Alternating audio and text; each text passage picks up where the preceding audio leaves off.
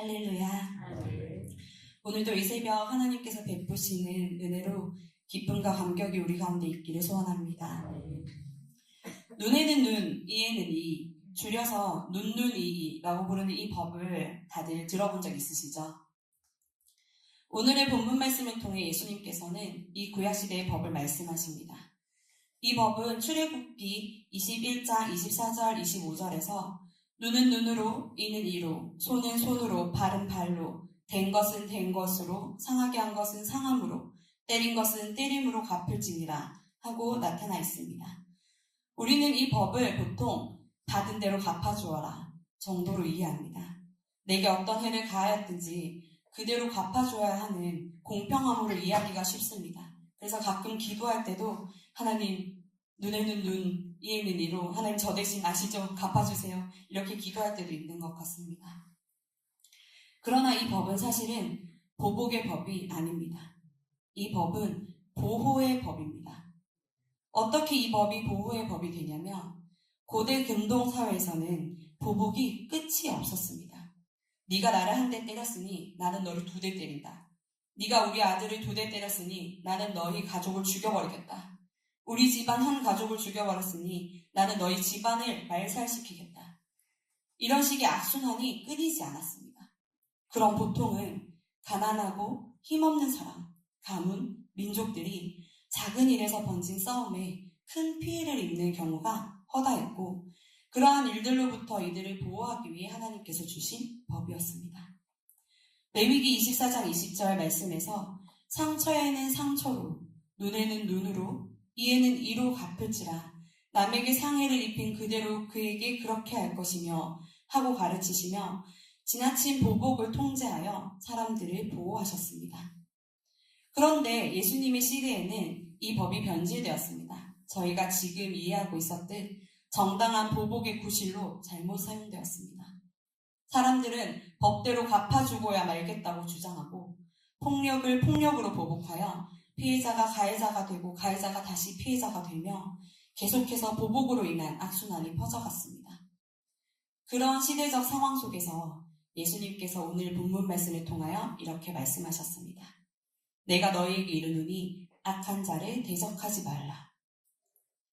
오늘 본문의 말씀은 산상수훈 중 하나로 예수님께서 5장 1절에 나타나듯 무리를 보시고 산에 올라가 앉으시니 제자들이 나아오자 그들에게 입을 열어 가르치신 것입니다. 그러니 가장 먼저는 예수님을 믿는 제자들에게 제자로서 어떻게 살아내야 하는지 가르치시는 것이며 다음으로는 함께 듣고 있는 무리에게 하나님 나라의 법은 이러하다 하고 가르치시는 내용인 것입니다. 그러니 악한 자를 대적하지 말라고 하신 이 말씀은 오늘 하나님을 믿고 구원받은 자로서 우리가 어떻게 살아내야 하는지 지금 우리에게 주시는 말씀이심을 먼저 고백하며 나아가는 저와 여러분 되시길 소원합니다. 보복이 당연한 이 시대에 예수님의 말씀은 가히 충격적이었습니다. 악한 자를 대적하지 말고 누가 오른편 뺨을 치면 왼편을 대주고 누가 고발하여 속옷을 가지고자 하거든 겉옷도 주고 억지로 오리를 가게 하면 심리를 동행하고 구하는 자에게 주고 꾸고자 하는 자에게 꾸어주라고 하십니다. 이 말씀은 언뜻 들으면 마치 호구잡히란 이야기인가 하고 생각될 수 있습니다. 무조건 참으란 이야기인가? 억울한 일이 있어도 누군가에게 괴롭힘을 당하여도 우리는 예수님의 제자된 자로서 무조건 참고 무조건 당하여야 한다는 말씀이신가 하는 의문이 들 수 있습니다. 그러나 이 말씀을 조금 더 깊이 들여다보면 그런 단순한 의미가 아님을 알 수 있습니다. 예수님께서는 먼저 오른뺨을 치면 왼뺨도 대주라고 하셨습니다. 이 당시 오른뺨을 친다는 것은 엄청난 모욕에 해당되는 행동이었습니다. 오른손잡이가 대부분이었는데 여러분 지금 들어서 쳐보시면 오른뺨을 치려면 왼쪽에서부터 오른쪽 뺨을 이렇게 쳐야 하거든요. 그러면 오른쪽 등으로 손등으로 상대방의 오른쪽 뺨을 치게 됩니다. 이 시절에 손등으로 뺨을 때리는 행위는 노예에게나 하던 최고의 모욕이었습니다. 서로 싸우다가 때리는 것이 아니라 상대방을 깎아내리고 공적으로 모욕을 주는 폭력이었습니다. 그런데 왼밤까지 돌려대어 치게 하면 오히려 상대방이 모욕하려고 한 의도와 그의 폭력성을 사람들에게 밝히게 되어 사람들이 그 때린 사람을 악한 사람으로 손가락질하게 되었습니다. 그러니 더 이상 그 상대방이 모욕적인 행동을 할 수 없고 그 사람에게 폭력을 더는 행할 수 없는 상황이 됩니다. 또 겉옷을 달라고 하면 속옷까지 주라고 하셨습니다. 예수님 시대에 가난한 사람들의 옷은 단 2개뿐이었습니다. 속옷과 겉옷. 겉옷은 특히 낮에는 옷으로 밤에는 이불로 그들의 생존을 위해 꼭 필요한 것이었습니다. 그래서 율법에서도 겉옷을 비 때문에 압류하더라도 해지기 전에 돌려주라고 명령했습니다. 그러나 악한 부자들이 가난한 사람들의 마지막 겉옷까지 빼앗으려 하며 힘없고 가난한 이들을 억압하기가 일쑤였습니다. 그런 그들에게 속옷까지 주라는 것은 그 당시 누군가를 벌거벗게 만드는 행위는 벌거벗긴 쪽이 수치를 당하는 일이었기 때문입니다. 수치의 문화라고 불리는 고대 근동사회에서는 누군가의 수치는 곧 그 마을의 수치였습니다. 그리고 가난한 사람의 속옷까지 빼앗아 벌거벗게 만드는 사람이 있다면 그 사람은 부끄러운 자로 그가 속한 가족과 마을의 수치를 입히는 자가 되었습니다. 그러니 겉옷을 뺏으려 할 때에 속옷까지 벗어주는 일이 약한 자들이 당하게 되는 폭력적인 일들을 함께 싸우거나 힘겹게 대항하지 않고도 폭로하고 수치를 줄 수 있는 방법이 될 수 있었습니다. 또 억지로 오리를 가게 하면 심리를 동행하라고 하셨습니다. 그 당시는 로마의 식민지 시대로 로마 군인들이 유대인들에게 강제로 노역을 시킬 수 있었습니다. 법적으로 그것이 보장되었는데 자신들의 짐을 지게 하고 강제로 동행하게 할 수 있었어요. 그 거리가 법으로 오리까지로 정해져 있었습니다. 그 강제로 가야 하는 오리는 유대인들에게는 수치요, 모욕이요, 처절한 식민지 생활을 실감나게 하는 폭력적인 행위였습니다. 그러나 그 이후 오리를 더 가는 심리를 자발적으로 동행하게 되면 더 이상 그것은 모욕이 아니고 수치가 아니었습니다. 오히려 오리를 더 같이 가겠다고 함으로써 법적으로 로마 군인들을 곤란하게 만들게 되었습니다. 그들이 법을 어겼기 때문에 처벌을 받을 수도 있었고 억지로 동행하게 하며 폭력을 행한 그들의 만행을 드러나게 하고 그럼에도 불구하고 심리를 동행하는 이들의 너그러움을 만천하에 보여주게 되는 일이었습니다. 이 일들의 공통점을 아시겠습니까? 모욕을 주고 수치를 주며 폭력을 행하고 억압하는 이들에게 예수님께서 말씀하신 그대로 행함으로 오히려 그들의 폭력과 무자비함과 억압을 드러나게 하고 당하고 있던 그 일들로부터 벗어나게 되는 것을 말입니다. 저에게는 선교사인 남동생이 있습니다. 이 아이는 어려서부터 좀 남달랐는데요. 친구들이 연필을 뺏으면 필통을 줘버리고 누가 가방이 멋있다고 하면 가방을 줘버리고 책을 품에 꼭 안고 집으로 돌아오는 아이였습니다. 그 이유가 오늘 이 본문 말씀을 초등부에서 너무 잘 배웠기 때문이었는데요. 제 동생은 워낙 어려서부터 몸도 약하고 반에서 키도 가장 작아서 부모님의 걱정 근심이 이만저만이 아니었습니다. 2월생으로 학교를 먼저 들어가게 되었는데 워낙 아이가 작아서 그 반 여자친구들이 누나라고 불러 라고 하고 제 동생의 가방을 들고 신발 주머니를 들고 보호해서 집에 데려다 주기까지 할 정도로 굉장히 작고 연약한 아이였는데요. 그러니 항상 괴롭힘 당하거나 혹은 억울한 일을 당할까봐 저희 부모님은 걱정이 이만저만이 아니었습니다. 그러다 어느 날 한 친구가 다른 친구를 괴롭히는 것을 보고 그렇게 하면 안 된다, 친구를 사랑해야 해 라고 말하다가 오히려 자기가 얻어 터지고 온 날이 있었습니다.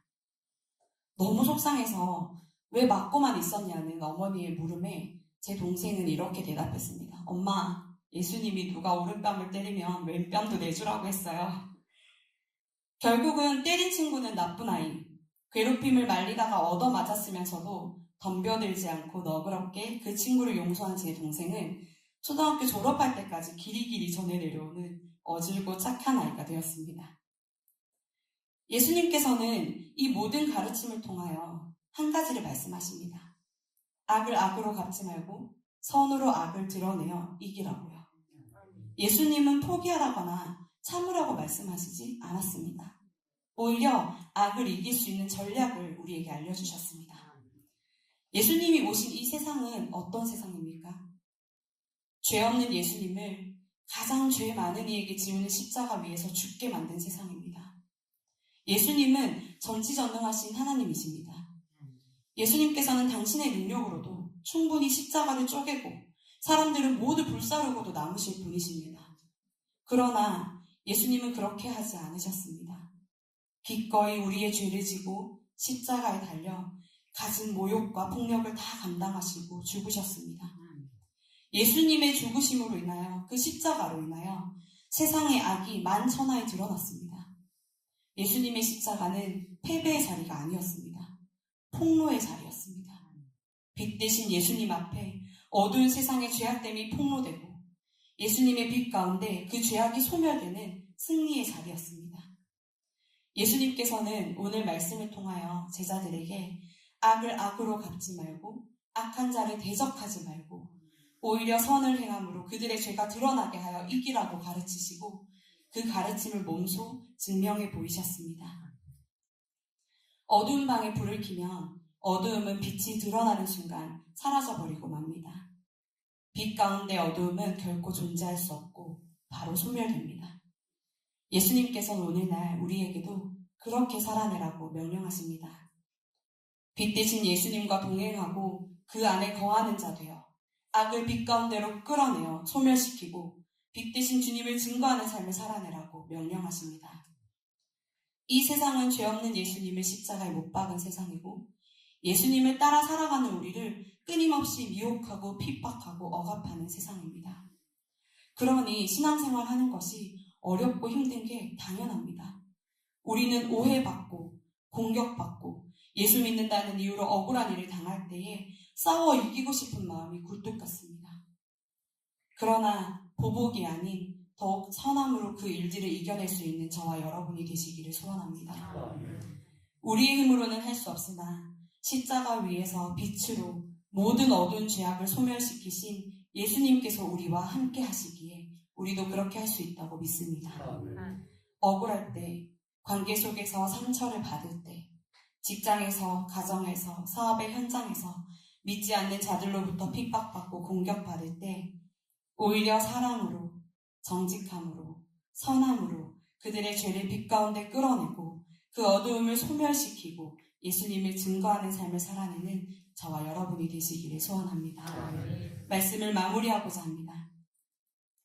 로마서 12장 19절에서 하나님의 말씀은 우리에게 이렇게 가르치고 있습니다. 내 사랑하는 자들아, 너희가 친히 원수 갚지 말고 하나님의 진노하심에 맡기라. 기록되었으되 원수 갚는 것이 내게 있으니 내가 갚으리라고 주께서 말씀하시니라. 아멘. 공의의 재판장 되신 하나님께서 우리의 모든 송사를 주관하십니다. 그러니 우리 안에 어두운 마음을 품어 스스로를 괴롭게 하지 말고 하나님께 매달리는 저와 여러분 되시길 소원합니다. 사랑하는 성도 여러분, 예수님은 우리가 악을 이길 힘이 없다는 것을 알고 계십니다. 그래서 우리에게 명령하기 전에 먼저 본인이 빛이 되어 우리 가운데 오셨습니다. 우리는 그 빛을 따라가는 사람들입니다. 그리고 그 빛을 비추는 사람들이 되어야 합니다. 오늘도 빛 대신 예수님 안에서 어둠을 드러내고 로마서 12장 21절 말씀, 악에게 지지 말고 선으로 악을 이기라 하신 그 말씀처럼 악을 선으로 이기며 하나님 나라를 세상 가운데 보여주는 거룩한 삶을 살아가시기를 축복합니다. 기도하겠습니다.